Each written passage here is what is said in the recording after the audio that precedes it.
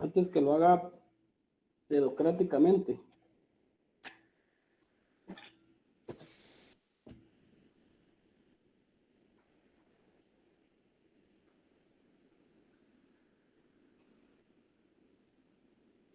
Anthony dice el pago a tiempo de sus impuestos. Efectivamente, esa es una de las obligaciones del sujeto pasivo. Ahora vamos a ver, lo más difícil es esto. ¿Qué obligación tiene el sujeto activo? A ver, ¿a quién se le ocurre una obligación del sujeto activo?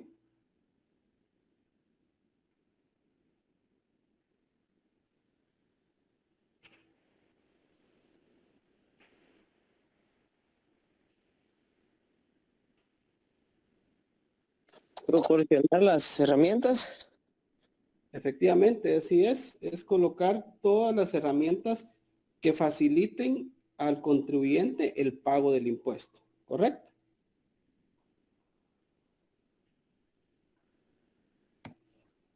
Obligaciones que surgen de la relación jurídico-tributaria. Está la obligación de dar, no hacer, hacer y tolerar. Veamos qué son cada una de ellas. La obligación de dar, efectivamente, en la relación jurídico-tributaria es aquello que yo tengo la obligación del sujeto activo de dar las facilidades al contribuyente para que realice las mejores condiciones el pago del tributo. Hacer por parte del contribuyente es realizar, hacer el efectivo pago del tributo. De no hacer, el contribuyente o la SAT o en su efecto el sujeto activo no tiene obligación de hacer el pago de parte del contribuyente. Y tolerar, pues al final de cuentas la SAT, el sujeto activo tiene la facultad de tolerar cuando un contribuyente no haga el efectivo el pago del impuesto correspondiente. Doctrinas de la relación jurídico-tributaria. Dice que es de carácter complejo, indica que ambas partes tienen obligaciones que cumplir y como consecuencia de ello también derechos. Definitivamente, cuando hay una relación, por ejemplo, pegámoslo en el matrimonio, cuando hay una relación en el matrimonio, ya hay derechos y obligaciones que adquiere cada una de las partes. Entonces, ¿por qué? Porque supongamos que el esposo es el que va a proveer el recurso y la mamá va a ser la esposa va a ser la mamá, la ama de casa, o viceversa, ¿verdad? Puede darse el extremo, pues que efectivamente el esposo no tuvo la capacidad de poder estudiar, mientras que la esposa sí, entonces diferentes, pero cada quien tiene derechos como obligaciones. Entonces, en una parte contractual, una persona que vende un terreno tiene la obligación de que le pague, de dar el terreno. Y la persona que está comprando tiene la obligación de pagar y dar, recibir tiene la obligación de dar. Perdón, ya me confundí. Vamos a ver, la persona que viene y que vende el terreno, la persona que vende tiene la obligación de entregar el bien y tiene el derecho que se le pague y viceversa para la persona que está comprando el bien. Otra doctrina dice que hay obligaciones para ambas partes. Definitivamente nadie se va a tener a una relación a la cual solo va a estar obligado una de las dos partes. Definitivamente las dos partes tienen que estar obligados a ciertas acciones. Otra doctrina dice que es de carácter simple. Trata de una simple relación obligacional, al lado de la cual existen otras relaciones completamente distintas como lo serían las formales. Solo existe la obligación de pagar. Efectivamente, en cada lado, pues lo vemos simplemente, usted paga el impuesto y yo tengo la obligación de ponerle las mejores plataformas para el pago del impuesto. Entonces, lo pueden ver desde ese punto de vista también simple. Cualquier duda o consulta me pueden interrumpir, chicos, no van a tener ninguna pena. Veamos las características de la relación jurídico-tributaria. La primera de ellas es que existe coordinación entre las nociones de la relación jurídico-tributaria y la potestad tributaria. ¿Qué quiere decir esto? Que definitivamente el Estado, con la potestad tributaria que tiene, estrecha una relación de coordinación, una relación de relación entre el Estado y el poder que tiene el Estado con el contribuyente. 2. Debe existir un destinatario legal del tributo. Definitivamente, en sujeto activo recae este derecho que es que debe existir ese destinatario legal para recibir el tributo. Y por el otro lado, debe existir un legal tributario que debe ser un particular. O sea, por un lado vemos la persona que es el destinatario a recibir y la otra la persona que es el particular que debe pagar el tributo. Y por último tenemos que la relación jurídico-tributaria se establece entre personas, a bien como lo escribió alguien ahí en sus definiciones ahí en el chat, definitivamente la relación jurídico-tributaria se establece entre personas, personas individuales, ustedes como contribuyentes del impuesto de circulación de vehículos, como personas individuales, tienen una relación, tienen ese vínculo jurídico entre el sujeto activo que es la SAT, que es el Estado, y ustedes como contribuyentes. Pero también están las personas jurídicas, como lo son las sociedades anónimas. Entonces, ustedes son propietarios de la empresa Futiapa Sociedad Anónima, entonces, para ello nombran un representante legal, pero ante la administración tributaria, el representante de la sociedad es el responsable que tiene esa obligación del pago de los impuestos. Veamos los elementos de la relación jurídico-tributaria. Estos elementos constituyen la base fundamental, sin los cuales no podrían tener existencia la relación jurídico. Son los siguientes. Vamos a ver, el primero, elemento personal. El número 2 es el hecho imponible o hecho generador. El tercero es el elemento objeto o objeto impositivo. El cuarto es el elemento de la base imponible. El quinto es el elemento cuantitativo. Y el sexto es el elemento temporal. Vamos a ver cada uno de ellos.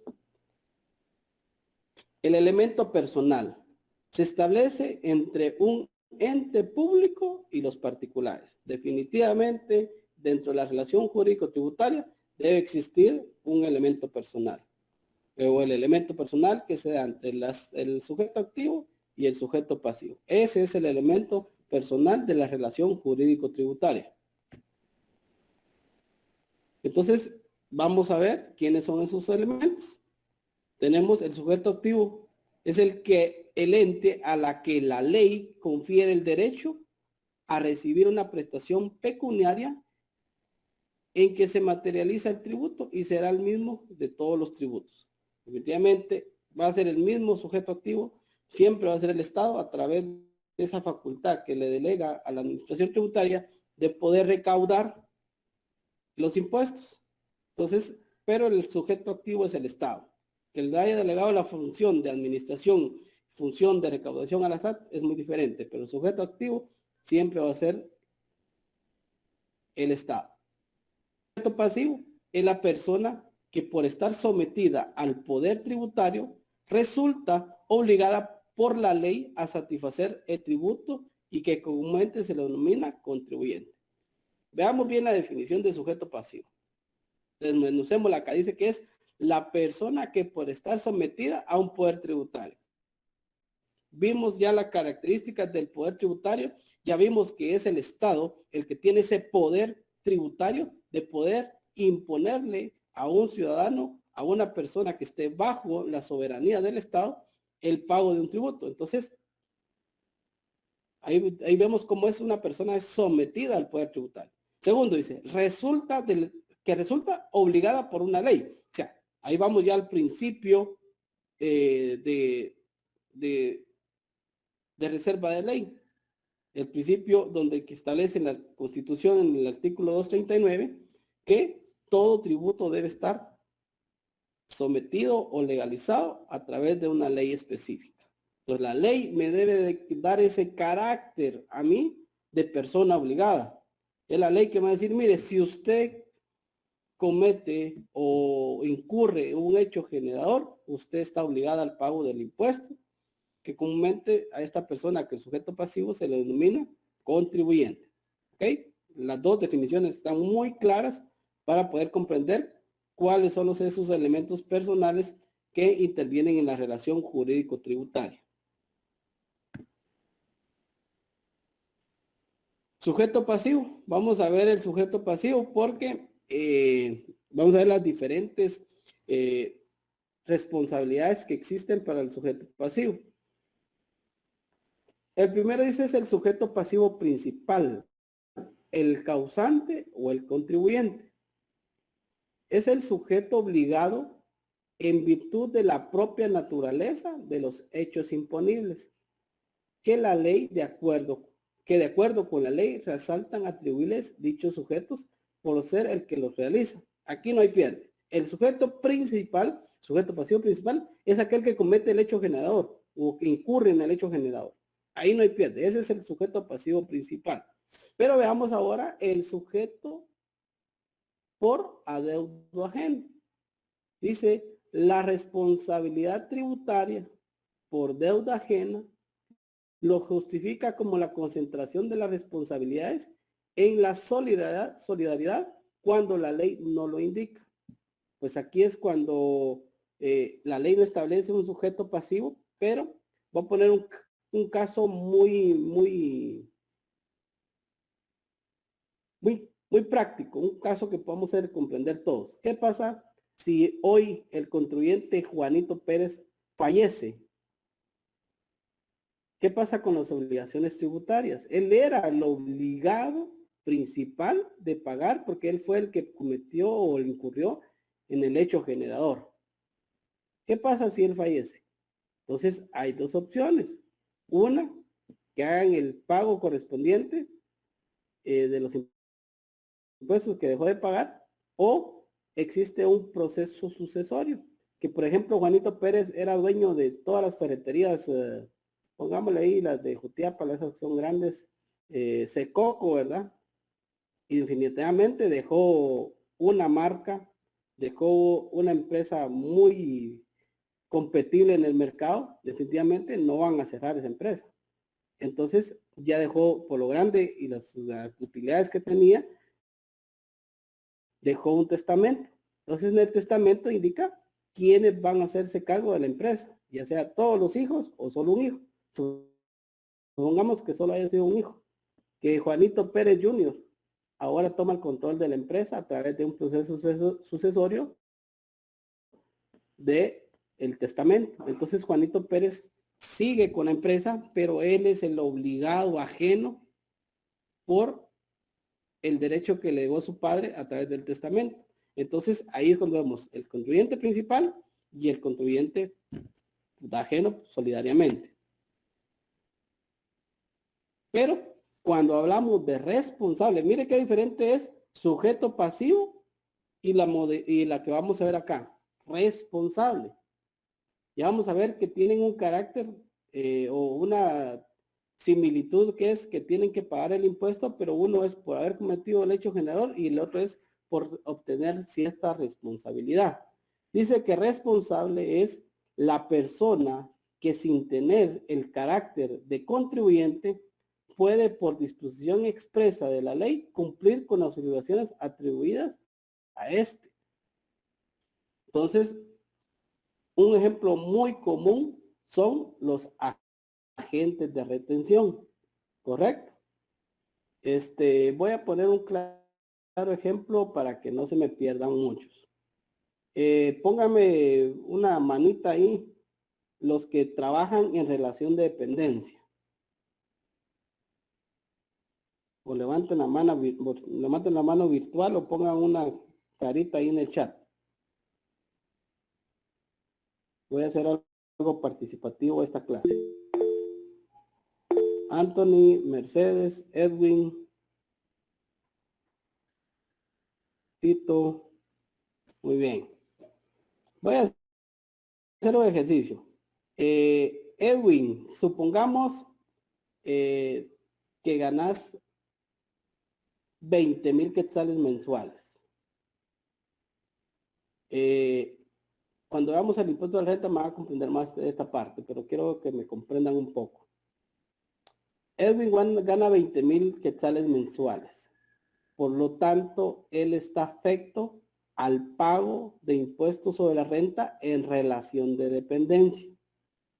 Entonces, por tener una renta anual de, pongámosle 20 por 10, 240,000 quetzales anuales gana Edwin en la empresa Jutiapa S.A. Entonces, Edwin, por tener un ingreso mayor a 48,000 quetzales, tiene que pagar, porque esa es la deducción máxima que puede tener una persona. Y en el ISR, ya lo vamos a ver en el examen final. Entonces, Edwin viene y el dueño de la empresa, el propietario de la empresa Jutiapa S.A., por Edwin estar afecto, la ley establece que le debe retener el impuesto sobre la renta en relación de dependencia. Entonces, viene y Edwin viene y le descuentan de su salario mensual 500 quetzales mensuales por impuesto sobre la renta que está afecto, pero lo retiene el patrono. Entonces el patrono se vuelve en calidad de responsable, porque no fue él el que tuvo la renta, no fue él el que motivó el hecho generador, fue Edwin, pero la ley establece que el patrono debe retenerlo y enterarlo o pagarlo a las cajas fiscales a través de los formularios establecidos.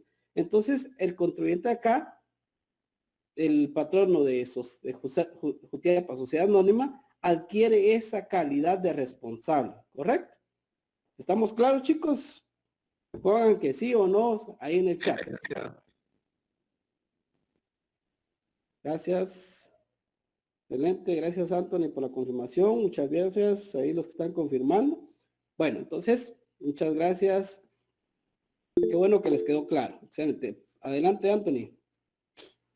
Y fíjese, licenciado, que también estaba una duda. Por ejemplo, al ser por ejemplo, el patrono responsable de retener ese fondo y trasladarlo, por decirle, ya a las entidades, pues también, si no estoy mal, a quien le retuvieron tienen que hacer declaraciones juradas, y la presentación, si en dado caso le retuviesen menos de lo que debiese declarar. Sí y no, porque al final de cuentas la ley le establece que el obligado, cuando veamos en el examen final ISR me voy a tener a explicarles un poquito más, pero para que me entendas un poco, estimado Anthony, este impuesto en relación de dependencia se hace una proyección anual, donde supongamos que el caso que puse de Edwin, creo que fue, que ganaba 20,000 quetzales mensuales, él no tenía ni horas extras, no tuvo un bono por buen desempeño, no tuvo otro ingreso adicional. Entonces, como él no tuvo otro ingreso adicional, al final del año se hace una liquidación de ese impuesto. Entonces, lo mismo que él obtuvo, eso fue lo que se le retuvo. La proyección que se hizo fue la misma que lo que él devengó. Entonces, ahí no hay impuesto ni de más ni de menos. Pero supongamos que Edwin vino y en el mes de junio, julio y agosto le autorizaron horas, un salario extraordinario por tiempo de horas extraordinarias. Entonces, ese ingreso que obtuvo Edwin no fue incluido dentro de la proyección que se hizo a inicio de año. Entonces, cuando al final del año se liquida, hay una diferencia de ese impuesto que pagó de más, ¿correcto? Entonces, ahí ya ese impuesto no se le cobró, obtuvo ingresos mayores, entonces no se le cobró ese impuesto. Entonces viene la empresa y le retiene o le dice, mire, usted tiene que pagar más porque en los meses de junio, julio y agosto usted obtuvo un salario extraordinario, entonces que no le fue descontado porque no, la proyección ya estaba hecha. Entonces el sistema de por default le va cobrando lo que le había programado o lo que le había proyectado. Al final hace la proyectada versus la definitiva y ahí vamos a ver si hay más o menos impuesto que pagar o que devolver. Pero más seguro es pagar. Se da en los casos de devolver, por ejemplo, que se le haya proyectado un salario o que él haya renunciado previo a cumplir el año. Posiblemente ahí es un impuesto a favor del contribuyente, pero muy difícil. Pero no sé si estamos ahí, mi estimado. Sí, licenciado. Sí, yo bastante he visto eso ahorita con lo de los maestros, que ellos declaran con el formulario 1901, que ese sería el de la proyección, ¿verdad? Ajá. Y fíjese que, por ejemplo, yo hice el de una maestra, pero fíjese que le retuvieron más de lo que debieran haberle retenido.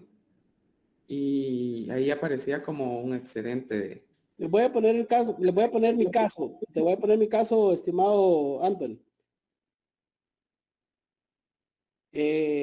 Yo puedo proyectar en mi declaración porque yo tengo dos patronos, tengo la SAT y tengo la universidad, pero yo puedo proyectar que yo voy a dar 2 cursos en el primer semestre y 2 cursos en el segundo semestre.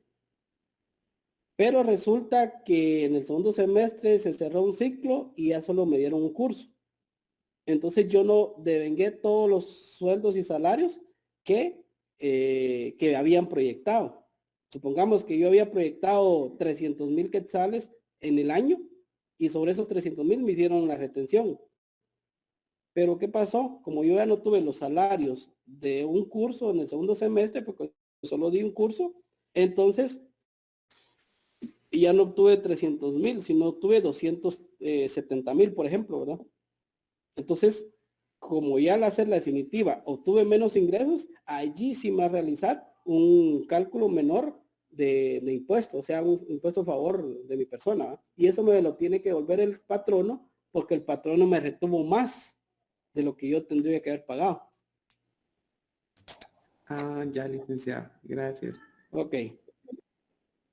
Bueno, pero lo que quería explicar es con este caso era el tema de la responsabilidad, que el sujeto pasivo es el empleado, pero el responsable adquiere ese calificativo es el contribuyente, porque al retenerle, él se vuelve responsable del pago de ese tributo, ¿correcto? Veamos las clases de responsables que hay. Los responsables por representación, como los padres, tutores o administradores de menores de bienes de menores. ¿Qué pasa si, por ejemplo, había un empresario que su hijo tiene 10 años y en un accidente fallece él y fallece la esposa y el testamento estaba que el único heredero era el hijo? Pero como es un menor de edad, tiene que asignársele un tutor. O que hoy tan triste la historia, que un abuelo tenía una empresa y dice, yo no le voy a dejar a mis hijos, se la voy a dejar a mis nietos y los tutores van a ser los padres. Entonces los responsables del pago de esa empresa, de los impuestos de esa empresa, que pasó a favor de los menores, van a ser los padres como tutores de los menores. ¿Correcto? Ese es otro ejemplo de responsables. Los responsables solidarios se da cuando adquieren bienes y derechos, ya que en estos casos los nuevos propietarios son responsables de los bienes de los anteriores. Aquí pues es muy difícil que sea este caso, ¿verdad? Porque al final de cuentas cuando se adquiere un bien, yo ya paso a mi nombre ese bien, ¿verdad? Entonces es muy difícil que se dé este caso. Y lo que les hablaba, ¿verdad? Los agentes de retención o percepción por el importe retenido o percibido, ya que los primeros al pagar o acreditar a los contribuyentes cantidades grabadas. Lo que les explicaba con el ejemplo del patrono, ¿verdad? El patrono se vuelve un agente de retención, por lo tanto, te le da ese calificativo de responsable del pago de los tributos. en la relación jurídico-tributaria. Sujeto pasivo. El sujeto pasivo responsable o por sustitución o sustituto es aquel sujeto ajeno al acaecimiento del hecho generador imponible, que sin embargo por el disposición de la ley ocupa el lugar de destinatario legal tributario, desplazando a este último la relación jurídico-tributaria, y como consecuencia el sustituto es aquel que paga el tributo en lugar del contribuyente. Entonces acá la ley como tal es la que me dice, mire, efectivamente podemos verlo de un punto de vista tal vez no legal, pero sí en la forma práctica. Cuando vimos el tema del timbre, el sujeto pasivo es el abogado, porque es quien emite el documento, ¿verdad? Como lo vimos en la ley del timbre. Sin embargo, quien termina pagando el impuesto es la persona que busca los servicios del abogado, ¿correcto? Veamos el segundo elemento de la relación jurídico-tributaria y es el elemento hecho imponible o hecho generador. ¿Alguna duda, chicos? Todo está bien hasta el momento.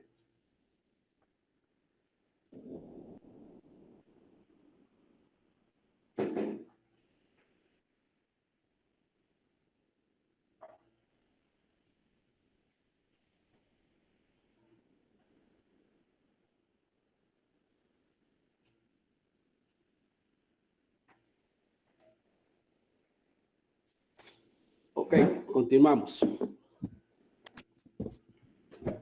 Dice que el hecho generador es el presupuesto legal, hipotético y condicionante cuya configuración fáctica en determinado lugar y tiempo da pie a que el Estado pretenda un tributo. Esta definición es muy compleja a la vez, porque el hecho generador no es más que a qué actividad o aquel hecho que un sujeto pasivo o una persona individual o jurídica interviene o realiza un acto grabado. Ahí es una definición más práctica de lo que es el hecho generador. Que por simple lógica, al cometerse ese presupuesto, al cometerse ese hecho, pues queda obligado a que le debe pagar al Estado un determinado tributo. El hecho generador tiene elementos, de los cuales vamos a ver a continuación. La descripción objetiva de un hecho o de una situación.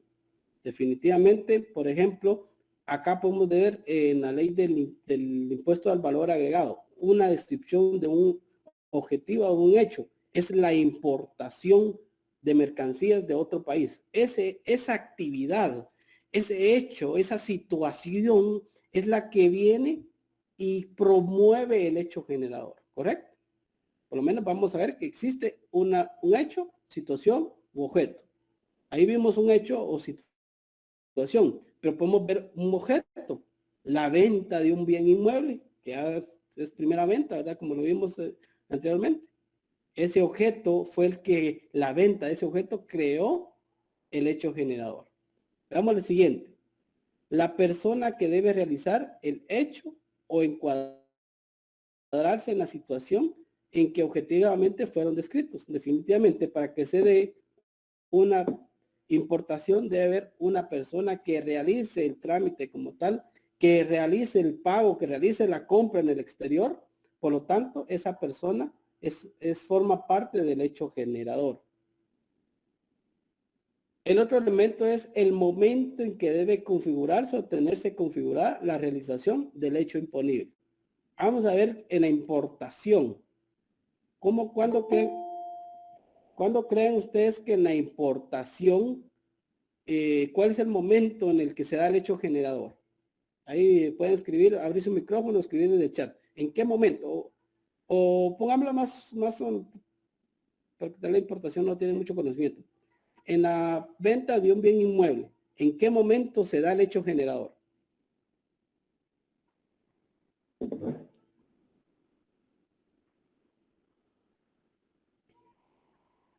Ahí pueden escribir en el chat para ser participativos. Si quiere participar, habilite su micrófono y compártanos ahí en qué momento se debe configurar el hecho generador en una venta de un bien inmueble.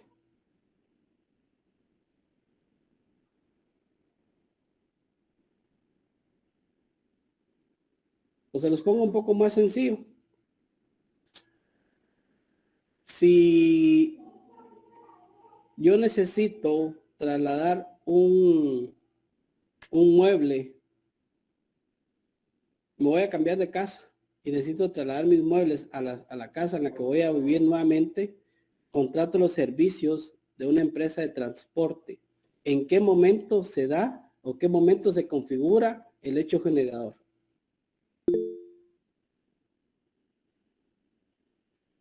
Muy bien, Anthony, al hacer efectiva la venta, o sea, el momento que vengo yo y hago, ahí sí que las dos manos, ¿verdad? Una mano entrega la escritura del bien, ya con nombres, y la otra persona me da el pago por ese bien. En ese momento que se crea la escritura, ahí en ese momento se da el hecho generador, ¿correcto?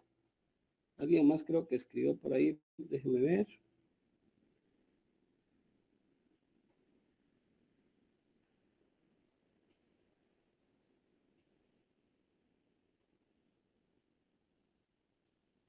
El momento de emitir la factura, efectivamente.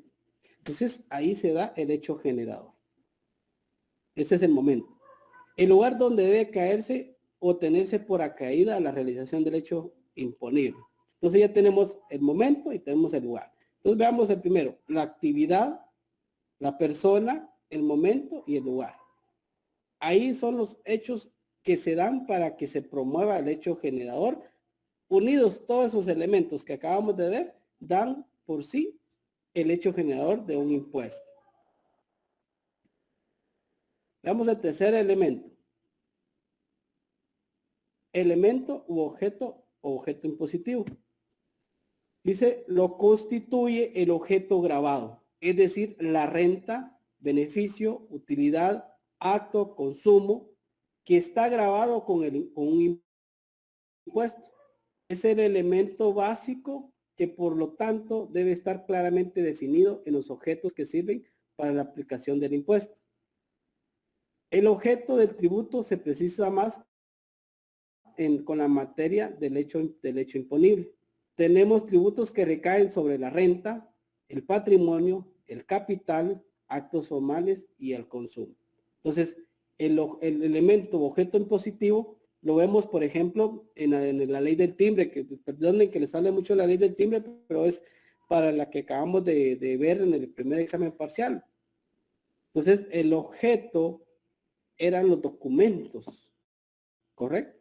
Sobre los cuales el hecho generador era emitir el documento, pero ya el objeto sobre el cual, donde vamos a impregnar el timbre, o sobre el cual el valor que tiene contenido ese documento, vamos a calcular el impuesto, se convierte en un elemento de objeto o objeto impositivo.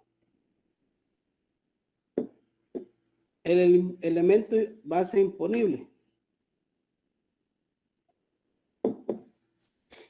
Cuando el hecho imponible o hecho generador acaece, prácticamente surge la potencial consecuencia que es el sujeto pasivo que paga al fisco una suma dineraria denominada importe tributario. Pero para precisar la cuantía de este importe, hay que darle un valor al elemento objetivo u objeto impositivo. Pues dependiendo del valor que se le dé, así será el monto del impuesto a pagar. Así que hay que darle valor a la renta, al patrimonio, al capital o a los servicios prestados.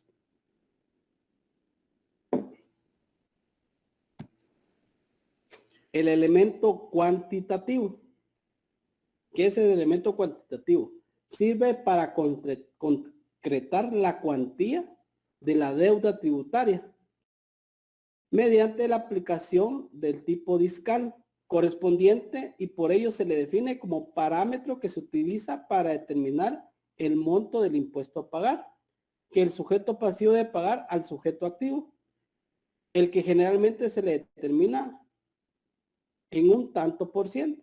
El elemento cuantitativo no es más que el tipo impositivo o porcentaje de impuesto que debe pagar el contribuyente.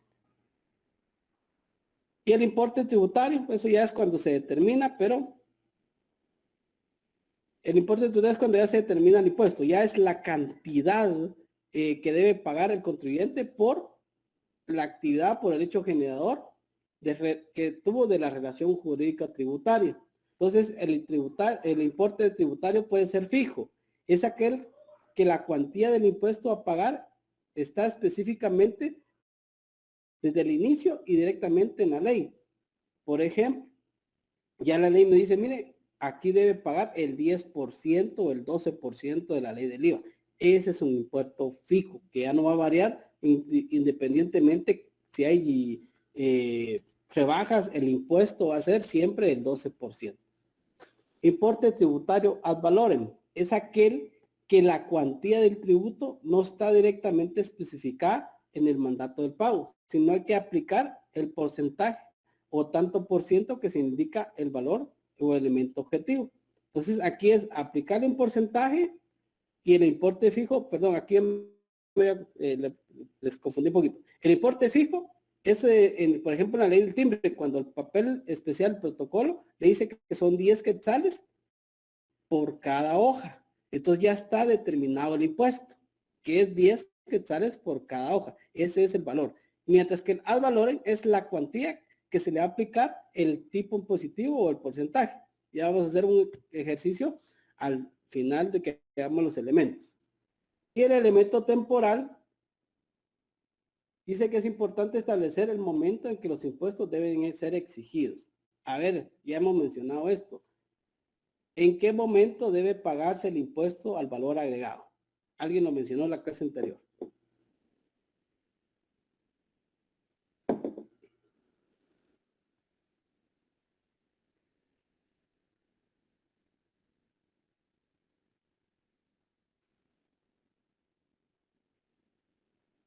Entonces, chicos, el elemento temporal, ¿en qué momento se debe pagar el IVA? ¿O qué plazo está establecido en la ley para pagar el impuesto al valor agregado? El último día del mes inmediato siguiente. Efectivamente, así es, Edwin. Entonces, previo a pasar a la siguiente, vamos a hacer un ejercicio. Vamos a inventar eso acá.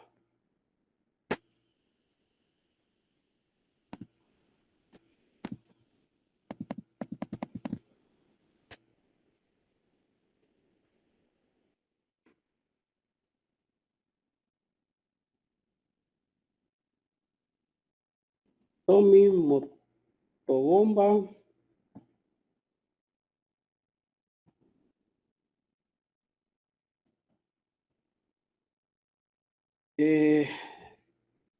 Compró en la empresa Honda S.A. una motocicleta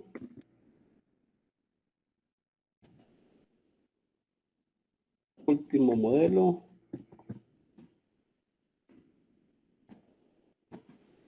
por valor de 50,000 quetzales.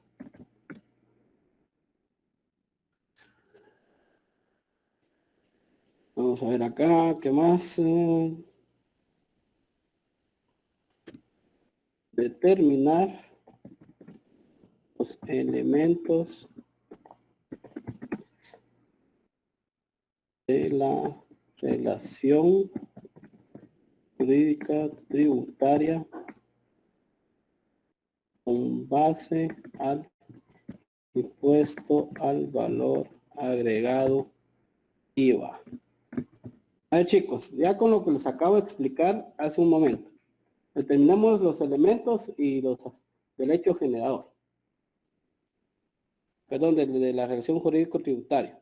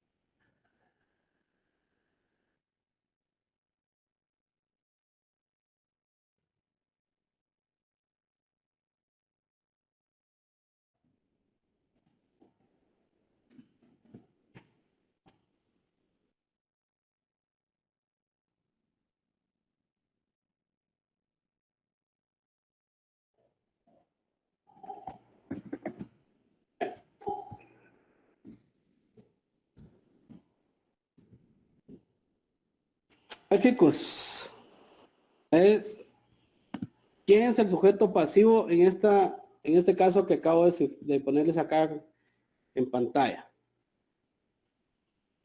Pueden abrir su micrófono a través del chat. ¿Quién es el sujeto? Mi motobomba.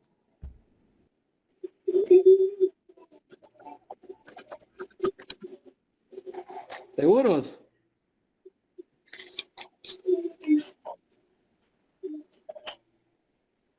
Hay opiniones divididas. Vamos a ver. Él dice que la empresa. A ver, ¿quién más?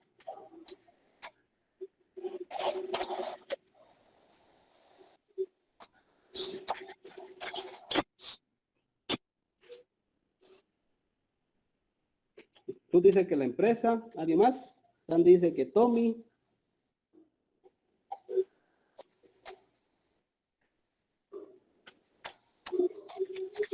Ah, chicos, la empresa dice María José. 38, chicos. Tommy, porque la factura le cargan el impuesto. Tommy, dice sí. ¿Alguien más? Tommy.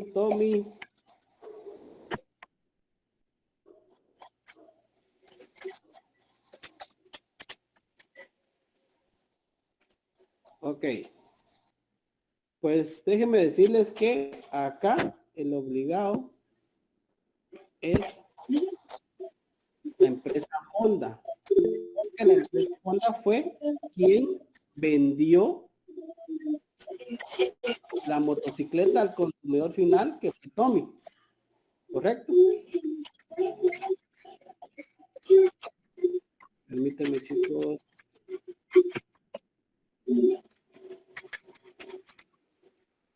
Ahí estamos. Ok.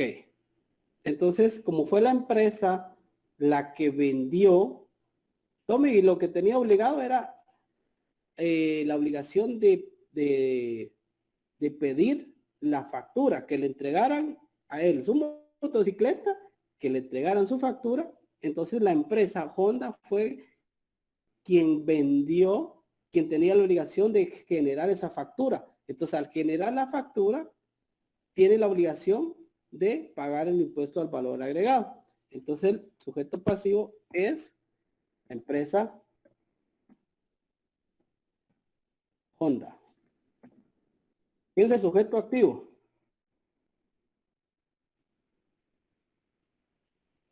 Eso está fácil, pregunta de examen.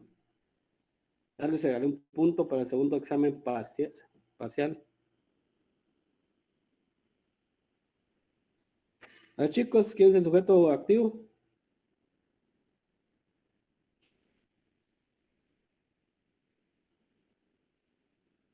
El Estado, efectivamente.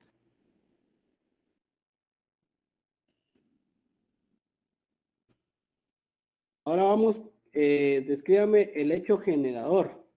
No vamos a escribir tanto el hecho generador en sus elementos, pero digamos cuál fue el hecho generador.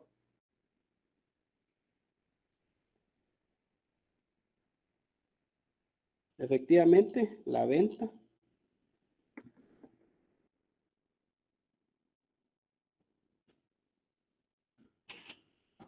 ¿Cuál fue el objeto imponible?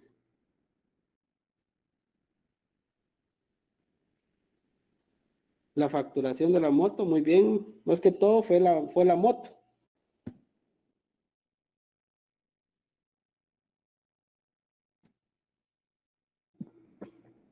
¿Cuál es el elemento cuantitativo? Aquí nos faltó la base imponible, perdón.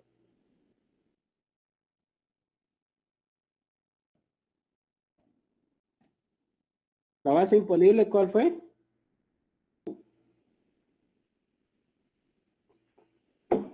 el mismo objeto, pero es el valor de la motocicleta.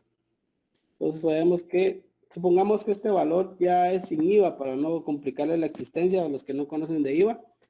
Entonces supongamos que es un valor sin IVA. Entonces la base imponible va a ser los 50,000. Eso se los explico la próxima semana a los que no conocen mucho de impuestos. Correcto, la base imponible va a ser los 50,000.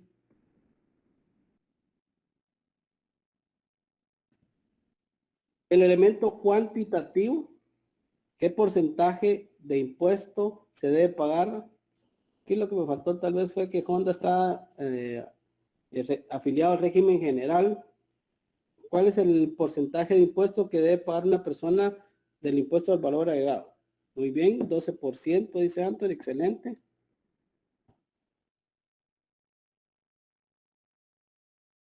Y entonces aquí ya tenemos nosotros el elemento temporal, que cuánto debe pagar la persona, cuánto lo debe pagar la empresa Honda.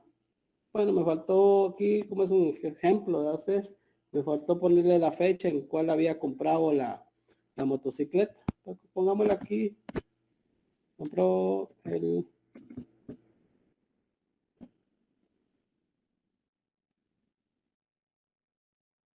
¿Cómo que la compró hoy?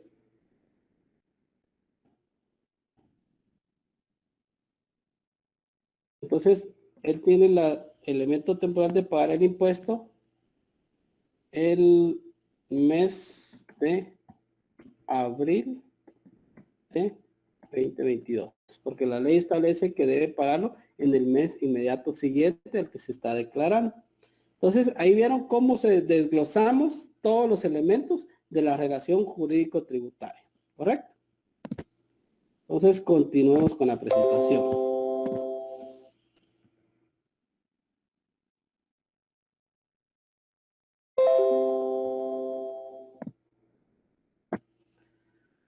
Una vez que existe la obligación jurídico-tributaria, tenemos el siguiente tema, que es la determinación del tributo. Entonces, la determinación del tributo es el acto o conjunto de actos emanados de la administración, de los particulares o de ambos coordinadamente, destinados a establecer cada caso en particular la configuración del presupuesto de hecho, la medida imponible y el alcance cuantitativo de la obligación tributaria. La determinación no es más que el cálculo del pago del impuesto. ¿Quién debe de ser la determinación? Lo vamos a ver más adelante.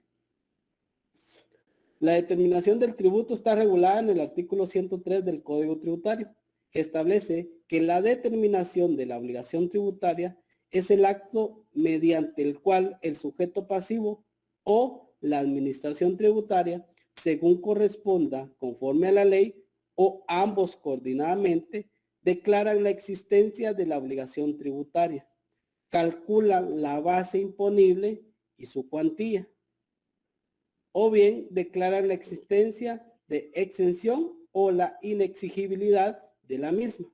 Entonces es acá cuando ya viene el contribuyente y la determinación del tributo no es más que decir, bueno, cuánto compré, cuánto vendí, y ahí hago la regulación según la ley del IVA y pago el impuesto correspondiente. En la ley del IVA no hay tanta complicación para la determinación del impuesto. En el impuesto de la renta, cuando veamos en el examen final el ISR, ahí vamos a aprender un poco cómo hacer la determinación de qué son de los ingresos, la determinación de todos los gastos deducibles y qué porcentajes, qué es deducible y qué no es deducible. Eso lo vamos a ver ya en el examen final. Entonces, pero a eso se refiere. Pero ¿qué pasa cuando esta definición me dice que es la determinación o el acto mediante el sujeto pasivo o la administración tributaria? Lo que pasa que muchas veces los contribuyentes omiten la presentación de una declaración de impuestos. ¿Y qué pasa si la administración tributaria tiene conocimiento de los ingresos que tuvo un contribuyente y le hace la determinación y le dice, mire, señor contribuyente, yo le hice la determinación y yo ahora vengo y le pongo la determinación para que usted me pague. Entonces, y ya vamos a poner un claro ejemplo cuando también ambos coordinadamente, el contribuyente y la SAT, deciden ponerse en coordinación para el pago, para la determinación y pago del impuesto. Tenemos clases de determinación. Tenemos según el sujeto, que es según el sujeto pasivo, el sujeto activo y la mixta. Y tenemos según la base, que es sobre base cierta o sobre base presunta. Veamos cada una de ellas. Según el sujeto que la realiza, la determinación hecha por el sujeto pasivo. Es la que hace el contribuyente o responsable según lo determina la ley en cumplimiento del mandato de esta sin intervención de la autoridad administrativa. A esta determinación se le llama autodeterminación. Pregunta de examen. ¿Cómo se le llama también a la determinación hecha por el sujeto pasivo? Respuesta, autodeterminación. Entonces aquí no hay más que explicar que decirles que bueno, el contribuyente vino y determinó su contabilidad cuánto debía de pagar de impuesto, independientemente de qué impuesto sea. Entonces vino la autoridad tributaria y determinó, bueno, hoy vamos a ver qué impuesto me toca y cuánto me toca pagar. Por eso se llama una autodeterminación, es porque el contribuyente realizó la determinación. Veamos la siguiente. Determinación por el sujeto activo. Es la que realiza la administración tributaria, también determinada determinación de oficio. Otra pregunta de examen. ¿Cómo se le llama a la determinación de qué hace el sujeto activo? Determinación de oficio. Entonces, la efectúa la administración tributaria, ya sea por estar ordenada en la ley o porque el sujeto pasivo no presentó su declaración o información. Esta se realiza con o sin la colaboración del sujeto pasivo y cuando se realiza sin la colaboración del sujeto pasivo. O sea, aquí regularmente esta se realiza definitivamente cuando el contribuyente no presenta nada, cuando sin colaboración del sujeto pasivo. Ya vamos a hacer un pequeño ejemplo de cómo se realiza ambas determinaciones. Y la determinación mixta es la que se efectúa la administración tributaria con la cooperación del sujeto pasivo. El sujeto pasivo aporta los datos que le solicita el fisco, pero quien fija el importe a pagar es el órgano fiscal. Es un poco probable que se den estos casos de la determinación mixta.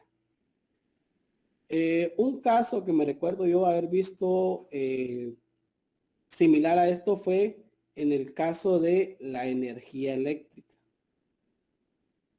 Porque la SAT, ¿cómo medir cuánto se vende de energía eléctrica? Por ejemplo, en los generadores de energía eléctrica, le pueden decir, mire, yo facturé 1.000.000 de kilovatios de energía. Pero ¿cómo la SAT puede ir a determinar que efectivamente eso vendió? Entonces, lo que hicieron fue, en una ocasión, la SAT también tiene esa facultad en el Código Tributario de decir, mire, de implementar mecanismos de control. Entonces, en coordinación con el contribuyente, pusieron un medidor, el cual estaba sujeto a la administración tributaria, en el cual iba viendo cuánta energía iba distribuyendo la persona que lo estaba generando. Entonces, ahí era cuando ya se volvió una determinación mixta. ¿Por qué? Porque tanto un acuerdo del contribuyente con la SAT para llegar a determinar cuál era el valor real de la venta de los kilovatios de energía eléctrica. Entonces, pero como les digo, son muy poco comunes que se den este tipo de determinaciones, pero sí se pueden llegar a dar. Entonces, les voy a explicar primero en un caso la determinación más que todo la que hace la administración tributaria. O creo que les voy a explicar esto y después hablo yo de una vez. Voy a aprovechar el caso para hablarle de las dos determinaciones. De una base tenemos determinación sobre base cierta. Es la que realiza el propio sujeto pasivo o la administración tributaria con completo conocimiento y comprobación del hecho generador en cuanto a sus características y elementos y además cuanto a su magnitud económica. Entonces, la determinación sobre base cierta es yo sé cuánto vendí y cuánto voy a pagar. Igual, la SAT puede hacer la determinación de base cierta y decir, mire, fíjese que usted no la determinó bien, porque usted no tomó en cuenta unas ventas por ahí que las tenía como, que las omitió, que cuando hizo la tabulación de sus ventas no tomó en cuenta las del día 5 de marzo. Entonces, por eso yo ahora con las facturas, tomando base de las facturas, yo le hago la misma determinación, pero yo le corrijo su determinación. O sea, ambos pueden realizar la determinación con base 7, es decir, cuando tengo todos los elementos para realizar una determinación. Tengo las facturas de ventas, tengo los libros de ventas, sé cuánto vendió, sé cuánto compró, por lo tanto, esa determinación yo la hago con base cierta, ¿correcto? Pero está también la determinación sobre base presunta. Y dice que se da cuando no es posible para la autoridad tributaria hacer la determinación sobre base cierta, porque el contribuyente responsable no declara o porque no proporcionen los datos, documentos, libros que le apoyen, entonces se presenta la necesidad que la autoridad haga una determinación con base a presunciones o indicios, como por ejemplo el capital invertido, monto de compras, ventas, existencias de mercadería, etcétera. ¿Qué quiere decir? Que la determinación sobre base presunta la realiza la administración tributaria cuando el contribuyente no me aportó la contabilidad. No me aportó, por ejemplo, las ventas, pero yo a través de un procedimiento alterno obtuve las compras, entonces le calculo un margen de ganancia conforme los que reportó el año anterior y ese margen de ganancia se lo aplico a las compras que obtuvo y entonces yo ya le hice, mire, como usted no me lo presentó, yo se lo hice con base a este promedio, con base a este porcentaje de ganancia que obtuvo el año anterior, yo le apliqué a las ventas, a las compras que usted obtuvo, por lo tanto, yo le hago una determinación sobre una presunción, ¿correcto? Ahora sí, vamos a pasar al ejemplo para que ustedes me logren comprender esta parte de las determinaciones. Ok. ¿Estamos claros? Solo quiero que me digan si estamos claros con la determinación que hace el sujeto pasivo. ¿Estamos claros con esa?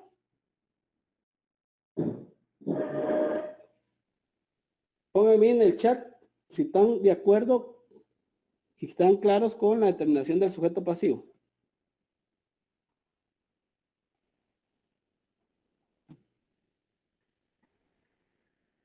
Solo 2 están de acuerdo. Los demás, los 34 restantes.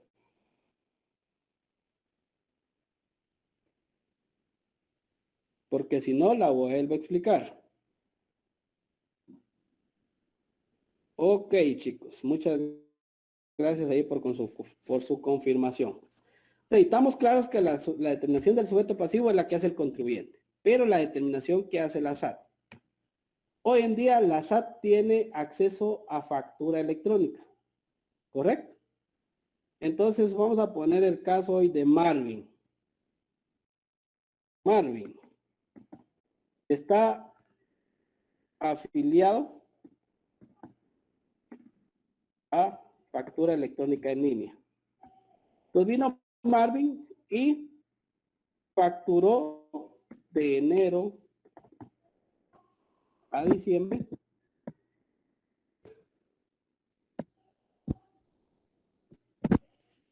$5,000 quetzales. ¿Correcto? Pero omitió presentar su declaración, ¿correcto? En todos los meses, pongamos que está en el IVA pequeño contribuyente, el cual debe presentar una declaración cada mes, pero Marvin la omitió.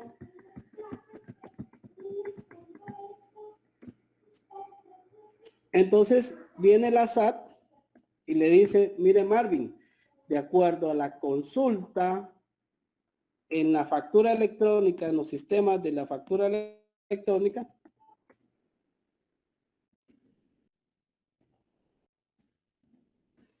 yo pude consultar y usted emitió factura mensual por 5,000 quetzales.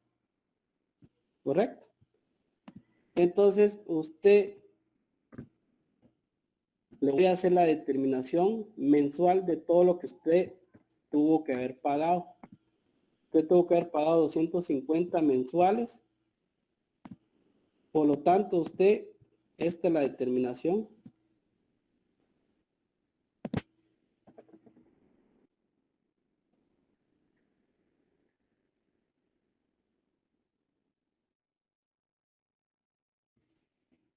La determinación del sujeto activo. Le dijo, mire, usted me debe 3,000 quetzales.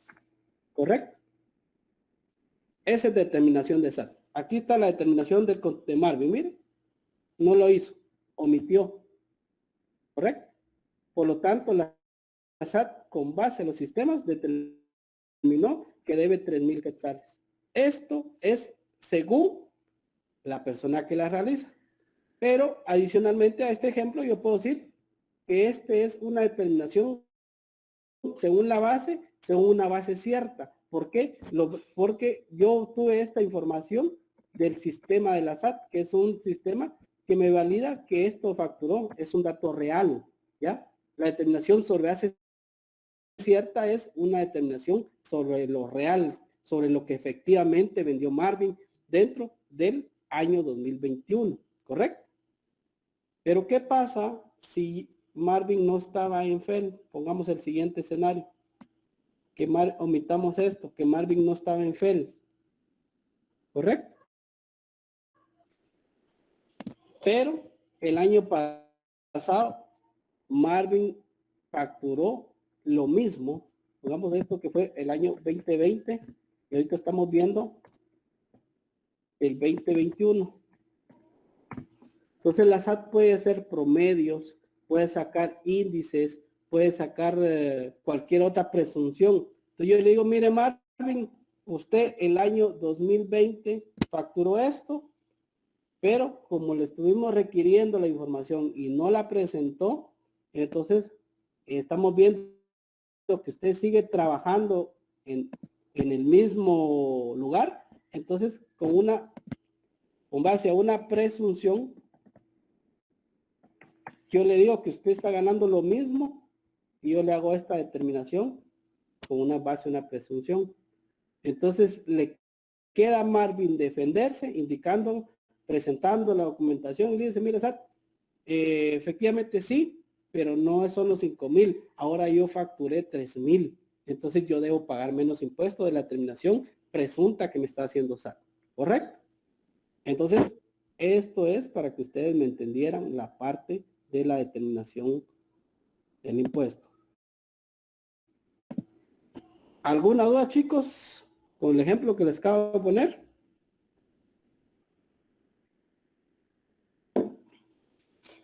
Ahora, si no, pongan todo claro, link ahí en el chat.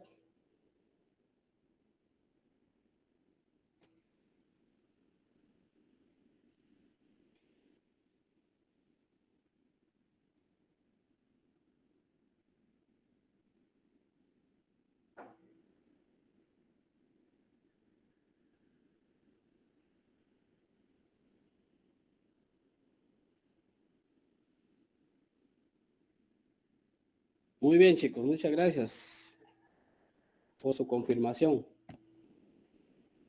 Y para ir concluyendo la teoría del día de hoy y viendo que tenemos tiempo, vamos a ver el tema de la ley del IVA. Vamos a adelantar con algunas definiciones de la ley del IVA, porque así, entre más avanzamos, más casos prácticos vamos a desarrollar desarrollar de la ley del IVA el próximo sábado. Efectos de los impuestos, ese es otro tema. Hemos hablado de la relación jurídico-tributaria, veamos los efectos de los impuestos. Percusión o impacto es el fenómeno legal, económico que resulta del pago del impuesto por su contribuyente de derecho. Señala la repartición jurídica de la carga impositiva, pero junto a ella está la repartición del hecho de esta carga. O sea, un efecto de los impuestos es el impacto que le genera al contribuyente el pago de los mismos. Y hablamos, y lo hemos hablado durante el curso, es que qué difícil es o qué duro es pagar un impuesto. Ya hablamos diferentes causas del por qué al ser humano, al guatemalteco, no le gusta pagar impuestos. Pero por lo tanto, dejemos a un lado, por ejemplo, yo les pongo el caso de un impuesto, una contribución, mejor dicho, el IX. El IX, yo pago X, una buena cantidad de X, sin embargo, lo he utilizado una sola vez.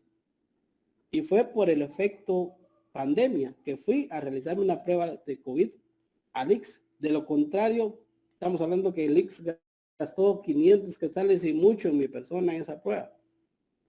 De lo contrario, yo tengo ya 10 años de estar contribuyendo al IX. Pero ese impacto que me genera a mí cada mes, el pago de esa contribución, para mí es muy, muy directo. Definitivamente afecta directamente a cualquier persona el pago de los impuestos. ¿Por qué? Porque yo sé que a futuro, tal vez cuando ya esté más viejito, pues ya yo voy a tener necesidad de no utilizarlo otros 10 años, sino que cada mes o cada 15 días necesitaría ir al IX. O de repente una cirugía que vale tanta cantidad de quetzales, ahí pues ya no voy a sentir el efecto del impacto, si es el efecto del beneficio, ¿verdad? Pero cuando yo hago esa erogación, cuando yo realizo el pago de dicho impuesto, yo siento la percusión o el impacto del mismo. La incidencia es el peso económico real y efectivo que una economía soporta derivado de los impuestos. Se dice que es la carga no trasladable de un tributo que soporta un contribuyente. Efectivamente hay impuestos que son traslativos, como lo es el impuesto al valor agregado. Cada proceso de venta se le va generando un proceso más de traslado de la carga económica. Vamos a ver la traslación. Pero la incidencia es aquel impuesto que yo ya no puedo trasladarle a alguien más. Háblese un impuesto directo, háblese un impuesto al capital, háblese un impuesto a la inversión que yo hice. Entonces, ese impuesto como tal, a mí me da una incidencia directa, ¿correcto? Porque no le puedo trasladar el impuesto a alguien más. Tenemos incidencia directa y tenemos la incidencia indirecta. La incidencia directa es cuando el sujeto percutido no traslada el efecto que le causa la percusión del impuesto y él paga. La indirecta es cuando el contribuyente traslada la carga a terceros, la carga tributaria. Entonces, ahí tenemos los dos tipos de incidencia. Y la traslación es el fenómeno financiero del cual el que ha sufrido el impacto o percusión de los impuestos o de los efectos de una traslación anterior traspasa en todo o en parte el gravamen económico a otras economías. Entonces, ese es otro efecto que tenemos la traslación. Y la difusión es cuando la traslación del peso económico de un impuesto no se realiza en un solo acto, sino a través de traslaciones sucesivas o en varias economías soportando en cuanto a la incidencia de forma tal que ésta resulta repartida en numerosas economías. ¿Qué quiere decir? Que yo el impuesto lo voy a trasladar, pero por gotitas. No lo traslado de una vez a través de una venta, sino que lo voy trasladando por diferentes ventas, ¿correcto? Ok, entonces con eso terminamos la teoría y me dan chancecito para poder compartirle la ley y poder ver el tema de la ley del IVA. Deme chancecito un ratito.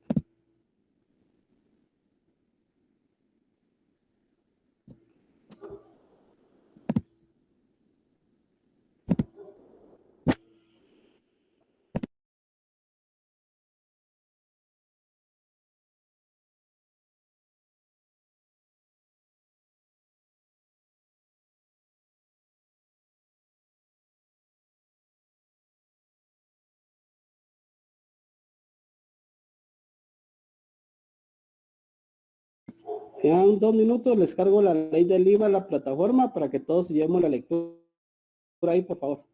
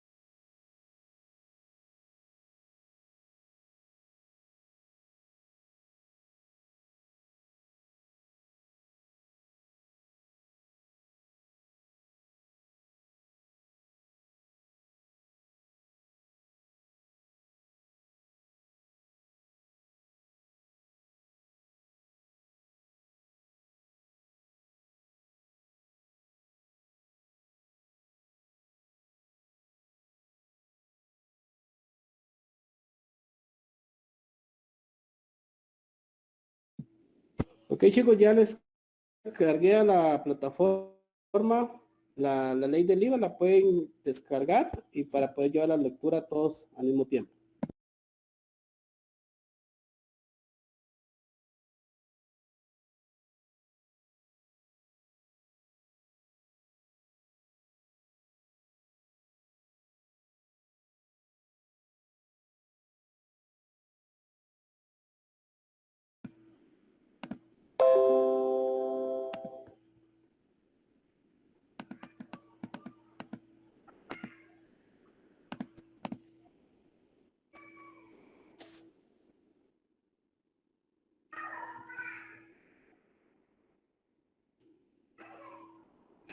Les va a dar un minutito para que logren poner ahí en sus teléfonos o computadoras.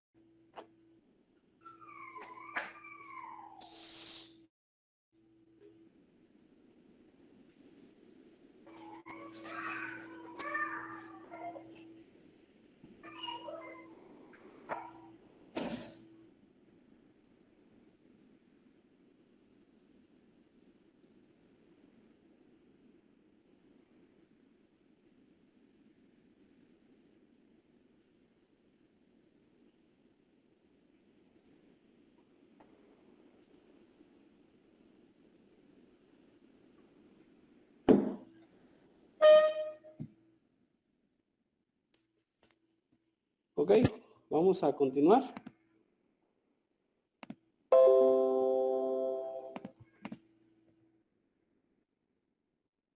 Vamos a ver en tu primer artículo y tenemos la materia del impuesto.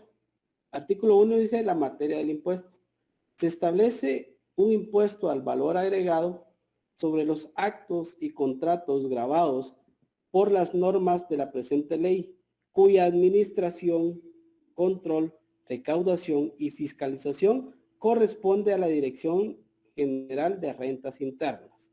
Algún día a algún diputado se le va a ocurrir actualizar las leyes tributarias porque ya no existe la Dirección General de Rentas Internas, ahora se llama Superintendencia de Administración Tributaria. Hay muchas leyes que todavía están con muchas falencias, pero algún día vamos a tener una actualización para actualizar todos estos temas, ¿verdad? Porque desde el año 1998 dejó de existir la Dirección de Rentas Internas y la que hoy es la Superintendencia de Administración Tributaria, SAT. Vamos a ver, el artículo 2 comprende las definiciones. Para efectos de esta ley se entenderán por venta todo acto o contrato que sirve para transferir a título oneroso el dominio total o parcial de bienes muebles o inmuebles situados en el territorio nacional o derechos reales sobre ellos, independientemente de la designación que le den las partes y el lugar que se celebre el acto o contrato respectivo. Aquí es venta, es trasladar el dominio total o parcial de los bienes, ¿correcto? O sea, yo le vendo una computadora, yo le vendo un escritorio, yo le vendo un carro, yo le vendo una casa. Eso es la venta como tal. Eso no hay ninguna cosa que discutir. Por servicio, la acción o prestación que una persona hace para otra, para lo cual percibe un honorario, interés, prima, comisión o cualquier otra forma de remuneración que sea relación de dependencia.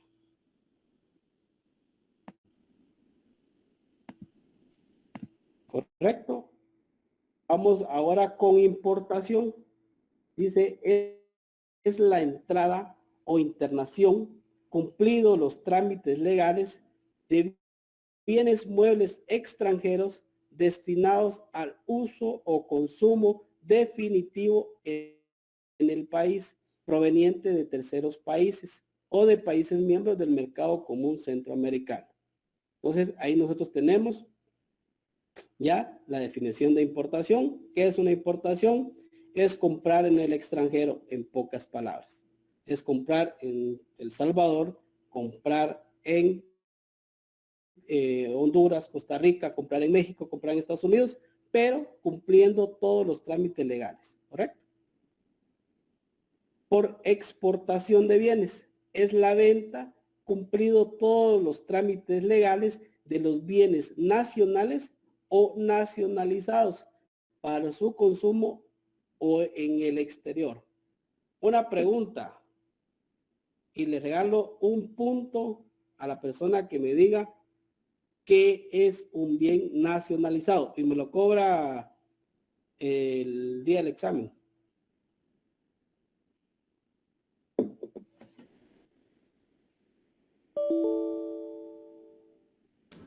¿Qué es aquel producto que es producido dentro del territorio?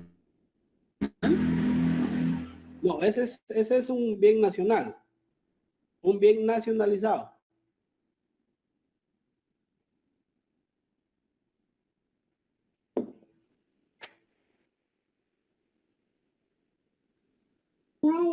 Lick, disculpe, eso de la nacionalización es similar a, por ejemplo, en el ámbito de los deportes. Yo he visto bastantes que son de una nacionalidad, pero luego van a otro país o vienen acá a Guatemala y se nacionalizan guatemaltecos para poder jugar con la selección y todo eso. Entonces, en los productos o bienes, sería como que comprar los derechos y patentarlos como que han sido creados acá, ¿no? Casi, pero todavía falta un poquito. ¿Quién me habló? Antes, Antonio, ¿verdad? Antonio, Bueno, te vamos a medio dar, punto, ¿verdad? te vamos a dar medio punto. Ok. Franquicia Lick, no, mi estimado Marvin, no va por ahí. Bueno, estaba aquí, miren la respuesta. Lick. ¿Sí? Bueno, no sabría, yo pondría más como por ejemplo el ejemplo de Venezuela de que quiso volver públicas todas las empresas privadas para llegar a un supuesto socialismo. No, va más enfocado a lo que dijo Antonio. Ah, La respuesta está en el artículo anterior.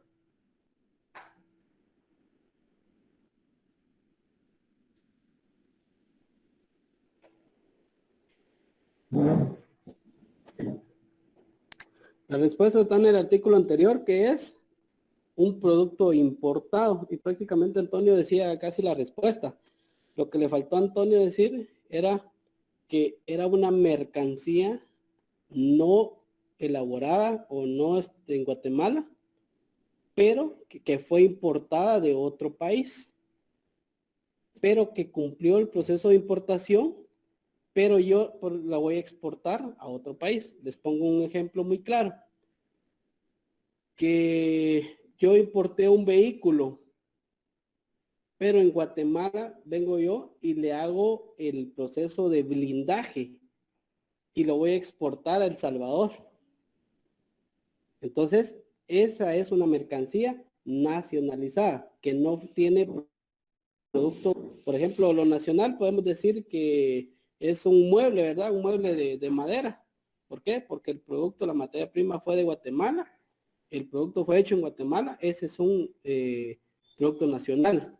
Un nacionalizado es un producto importado que pagó el derecho de importación, los derechos arancelarios, pagó el IVA por importación, entonces ya se considera un bien nacionalizado para el uso, el consumo en el exterior. Eso es la exportación.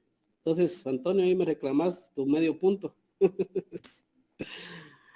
Pero gracias ahí por la participación de todos. Efectivamente, algunos cerca, otros alejaditos de la realidad, pero eso es lo que se considera un bien nacionalizado.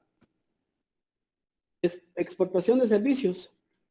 Es la prestación de servicios en el país, cumplidos todos los trámites legales, a usuarios que no tienen domicilio ni residencia en el mismo y que estén destinados exclusivamente a ser utilizados en el exterior, siempre y cuando las divisas hayan sido negociadas conforme la legislación cambiara vigente.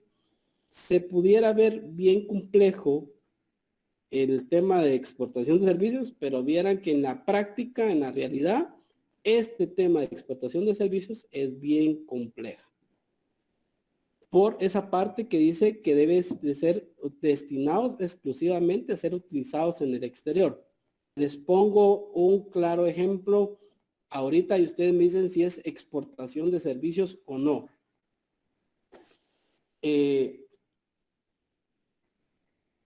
Supongamos que la clase yo la estoy dando a estudiantes de los estudiantes de El Salvador, por ejemplo. Yo esta clase online la estoy dando en El Salvador. ¿Será que es una exportación de servicios?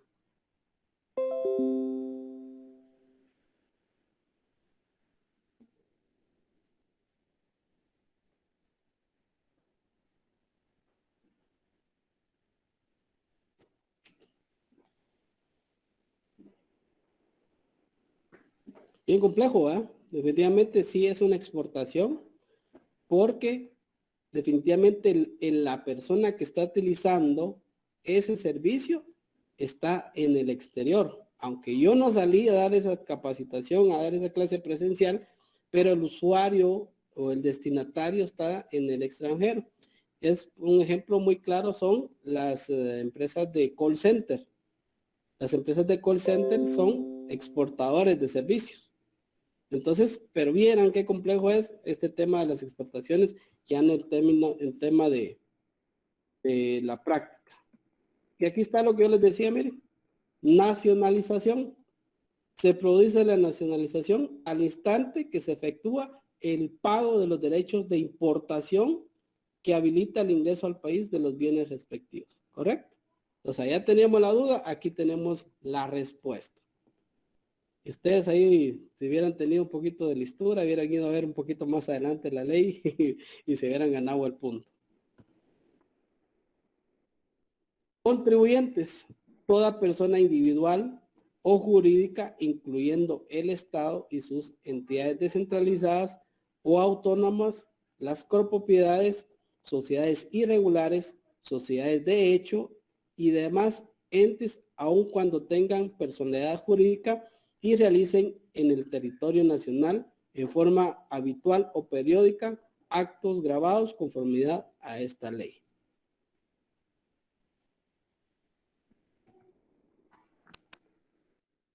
7. Periodo impositivo.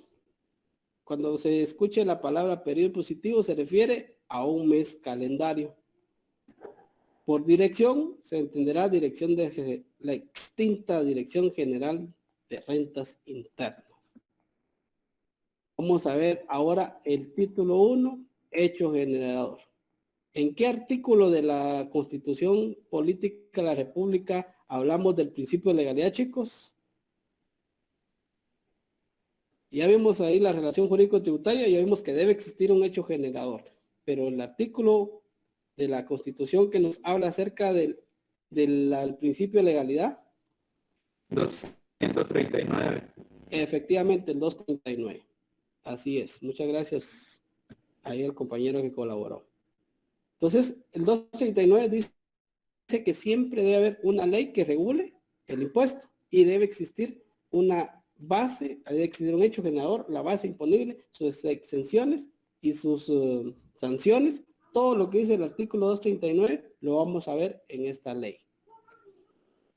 Veamos ahora el hecho generador. ¿Qué está afecto o qué paga o qué me involucra a mí para ser un sujeto pasivo del derecho, del hecho generador o del pago del impuesto al valor agregado? Veamos el primero. El impuesto es generado por la venta. Ahí vieron, aquí está la respuesta del ejercicio que acabamos de hacer, miren. La venta o permuta de bienes. ¿Qué está afecto? La venta. ¿Quién era el obligado? El de la venta, ¿correcto? La venta o permuta de bienes muebles o derechos reales constituidos sobre ellos. Entonces, una venta de cualquier cosa de bien mueble está afecto al pago del impuesto al valor agregado como hecho generador. Número 2, la prestación de servicios en el territorio nacional. ¿Se dan cuenta?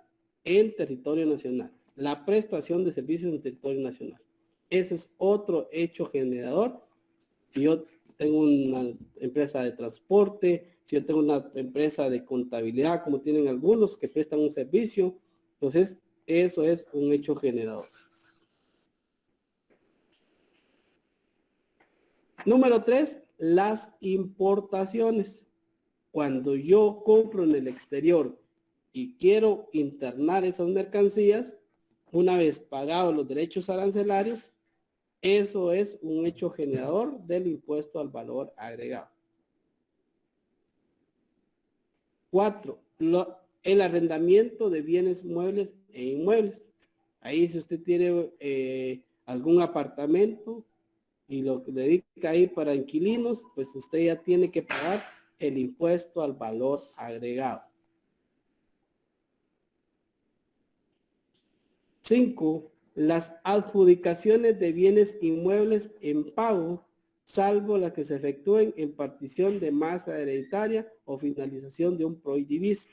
Entonces aquí nosotros vamos a ver que si yo voy a adjudicar o si yo voy a dar un bien en pago, entonces ahí si a mí me están dando un bien que no es una compraventa, sino me lo están adjudicando, esa actividad está afecto, salvo, dice, cuando hablamos de salvo, que es una condicionante, es una salvedad, cuando se trate de una partición de masa hereditaria. O sea, que a mí vino mi papá y me dejó una herencia con mis hermanos, entonces me dejó unos terrenos. Esa adjudicación de ese bien inmueble, para mí está exenta, no genera, pero si es con un tercero, ahí sí tiene hecho generador. Número 6. Los retiros de bienes muebles efectuados por un contribuyente o por el propietario, socio, director o empleados de la respectiva empresa para uso o consumo personal o de su familia, ya sea de propia producción o comprados para la reventa o autoprestación de servicios, cualquiera que sea la naturaleza jurídica de la empresa. En pocas palabras, es aquí un gran error que cometen muchos empresarios que vienen y dicen, bueno, yo tengo una empresa de electrodomésticos, pero a la señora se le dañó la lavadora Miren, muchacho, le dice el empleado, llévele una lavadora a la señora porque se la arruinó esa. Y no la facturan. Eso es un autoconsumo.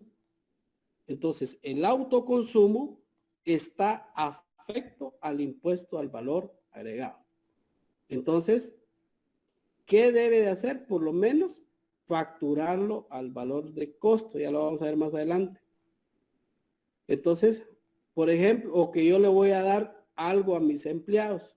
Tengo una distribuidora de bebidas y yo cada semana le doy un paquete de bebidas alcohólicas ahí a los trabajadores para que estén motivados el fin de semana. Entonces, aquí está su paquete cada uno. Eso también es autoconsumo, por lo tanto debe emitir la factura correspondiente. ¿Correcto? Eso es lo que nos respecta al número 6. Si tienen alguna duda, por favor me pregunten, chicos.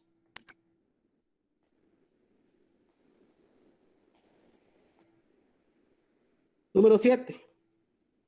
La destrucción, pérdida o cualquier hecho que implique faltante de inventario, salvo cuando se trate de bienes perecederos, casos fortuitos, casos de fuerza mayor o delitos contra el patrimonio.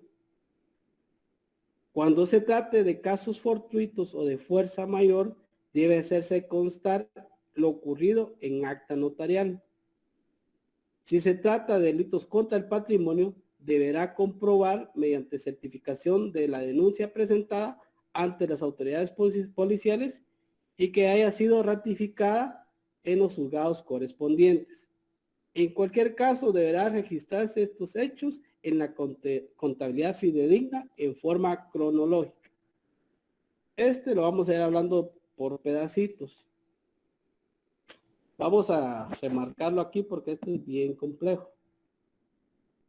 La destrucción. ¿Cuándo puede haber destrucción de inventarios? ¿Alguien que me dé un ejemplo de una destrucción de un inventario?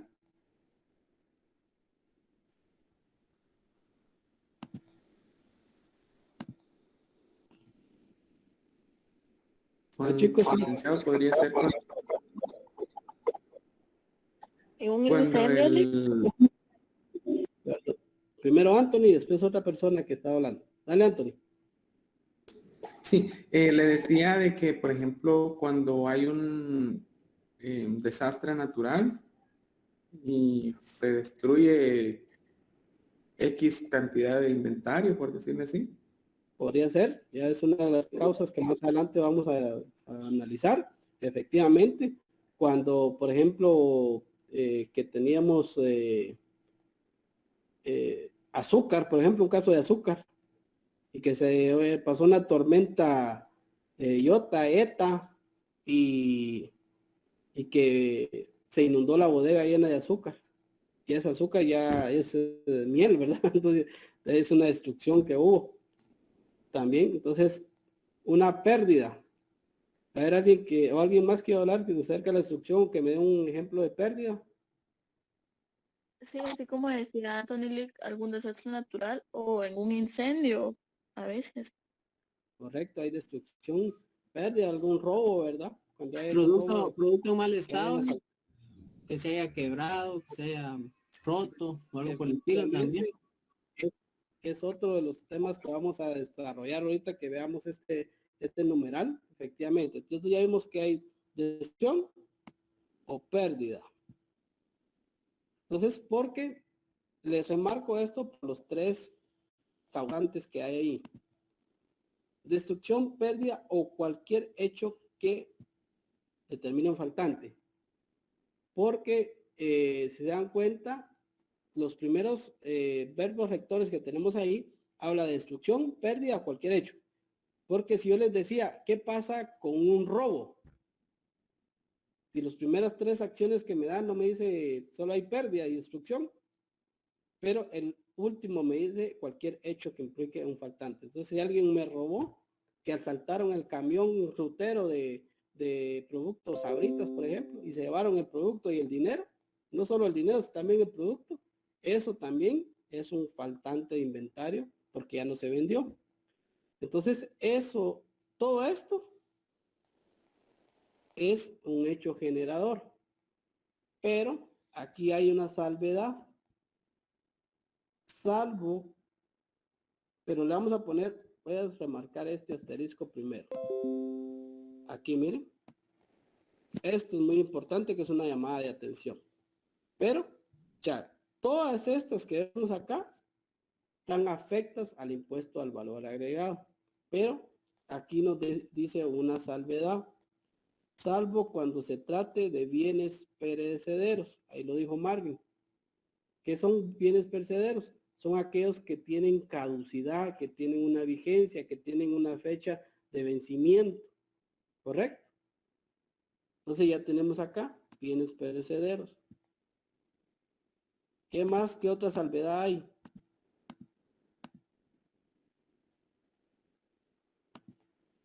Casos fortuitos y de fuerza mayor y delitos contra el patrimonio. A ver, ¿qué diferencia hay entre un caso fortuito y un caso de fuerza mayor?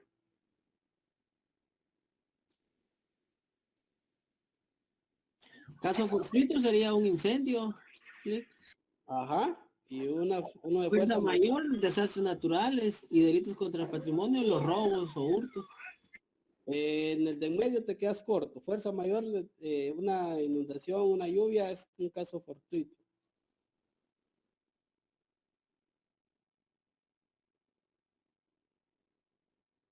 ¿Alguien que me diga la diferencia entre caso fortuito y fuerza mayor? Tal vez con fuerza mayor en alguna calamidad, licenciado. No. Una calamidad no. No sé cuál es el caso, no me recuerdo muy bien, pero solo estoy segura que hay uno en el que sí se puede prevenir y el otro es el que no se puede prevenir, pero no me recuerdo cuál de los dos es. Algo por ahí va el asunto. Gracias, Indel. Efectivamente, los casos fortuitos son aquellos que no podemos hacer nada, son los desastres naturales, todo lo que puede pasar, un incendio, ¿correcto? Los de fuerza mayor son los que llevan la involucración del ser humano. Por ejemplo, que usted compró una mercancía, pero que tenía que tener cierto grado de ¿qué le dijera yo? De enfriamiento, pero por X y motivo no lo hizo así, pero vino un bloqueo de los salubristas y por ese bloqueo se le descompuso la mercancía.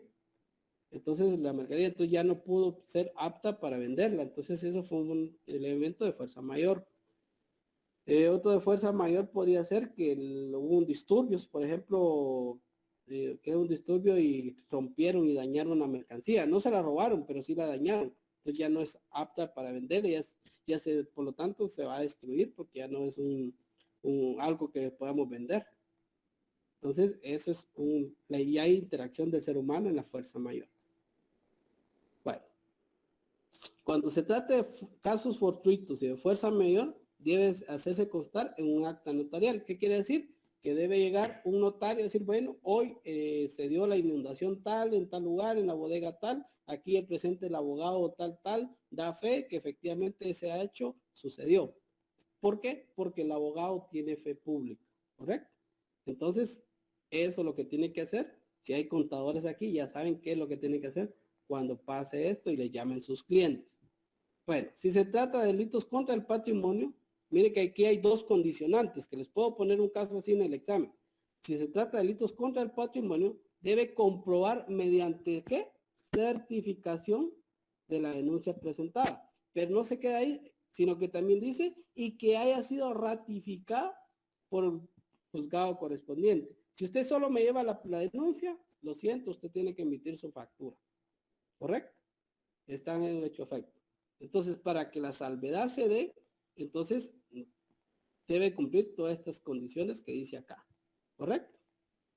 Y último dice, en cualquier caso deberá registrarse en la contabilidad fidedigna en forma cronológica. Si el hecho sucedió hoy, usted al otro día está redactando la partida contable para rebajar el inventario. Pero si usted lo viene a rebajar ya cuando la SAT lo llegó a visitar, lo siento, pero usted tuvo que emitir la factura por ese faltante inventario, ¿correcto? Pero me quiero ir al asterisco al final que dice acá. En los casos señalados en los numerales 5, 6 y 9 anteriores, ya vamos a leer los demás. Para efectos del impuesto, la base imponible en ningún caso será inferior al precio de adquisición o costo de fábrica. ¿Ok? ¿Por qué hace esta llamada de atención este artículo? Lo voy a poner aquí en este Excel que tenemos por acá. ¿Qué pasa si yo compré un lote de computadoras y las compré en 100,000 quetzales, en 10,000 quetzales, pongámosle, compré unas dos? Esos 10,000 quetzales, cuando yo vengo y le saco el IVA,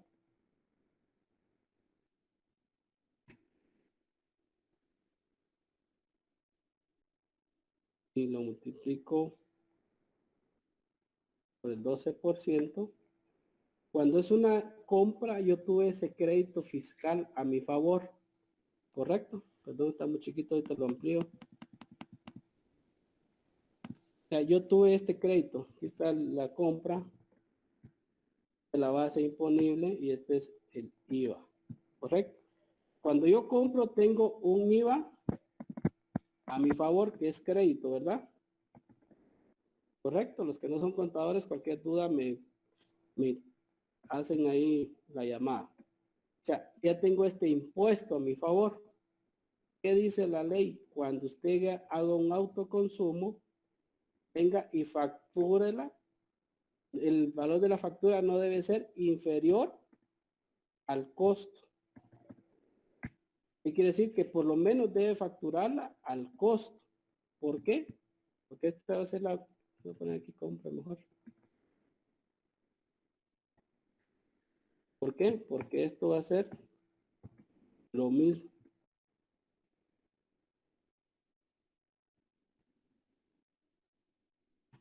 ¿Qué quiere decir? Cuando yo tengo aquí un IVA crédito, aquí voy a tener un IVA débito en la venta.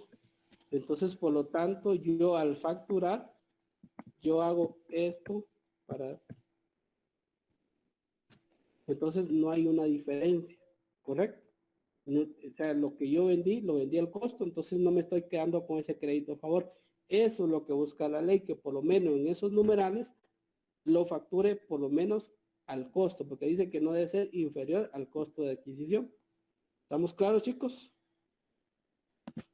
Y voy a terminar los hechos generadores para quedarnos el día de hoy ahí. La primera venta o permuta de bienes inmuebles, eso ya lo vimos en la ley del timbre, que la primera venta, ya les expliqué qué es una primera venta, entonces no hay pierde, ya lo vimos en la ley del timbre. La donación entre vivos de bienes inmuebles también está afecta al pago de impuesto al valor agregado. Y la aportación de bienes inmuebles a sociedades al tenor de lo establecido en el artículo, en el numeral 3, literal D, del artículo 7 de esta ley. Cuando veamos el artículo 7 vamos a regresar a este hecho generador que es la aportación de bienes inmuebles. Una vez visto los hechos generadores, ¿alguna duda, chicos? En lo que yo les mando el link de la asistencia.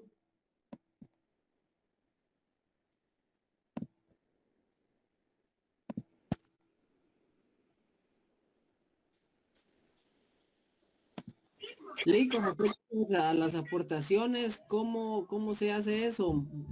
Yo soy propietario de alguien como particular, ¿cómo lo registra la empresa? Yo le tengo que, se hace si yo no tengo negocio ni nada, no le voy a hacer una factura. Entonces, ahí lo vamos a ver la próxima semana cuando veamos el artículo 7. Lo que pasa es que hay una exención a la norma.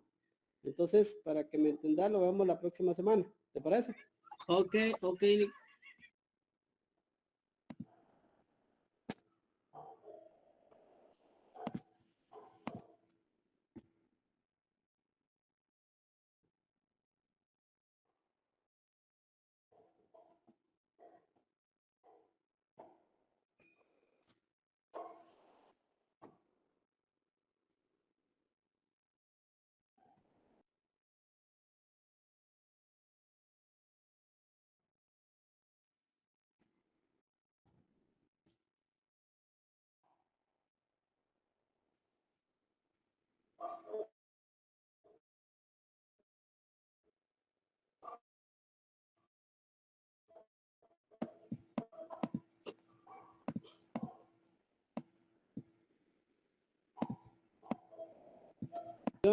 y ver el tema de ya los casos prácticos. Así que no se pueden perder la clase porque es muy importante.